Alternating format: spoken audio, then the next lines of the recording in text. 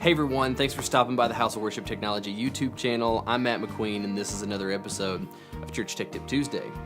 Today what we're going to talk about is one simple EQ move that can really help you get a great acoustic guitar sound. The acoustic guitar is pretty much a staple in modern worship music. Whether you have a full band with lots of instrumentalists or your Sunday morning service has just one guy or girl leading worship by themselves, they're probably using an acoustic guitar. Now I know that's not, everybody's case in everybody's church, but you do see a lot of acoustic guitar in modern worship, and so it's really important if you've got a worship leader strumming an acoustic guitar or somebody in your band playing acoustic guitar to make sure that you get a clear tone. So what we're going to do today is I want to show you this one trick that I use all the time. It's subtractive EQ or reductive EQ, people will call it.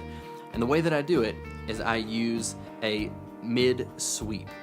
Now, what we're going to do is we're going to jump into a video that I captured of the console, and this is a really simple trick to do. You just crank the gain on the mid frequency. Some consoles will have 2 or even 3 mid-band frequencies. The one that I'm going to show for simplicity's sake has 1 mid-band.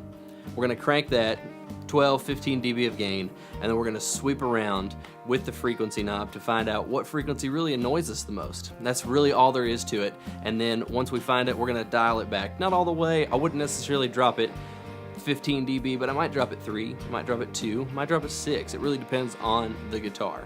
So let's jump in and let's see what it sounds like to use this mid-sweep EQ to cut a frequency and really help our acoustic guitar shine.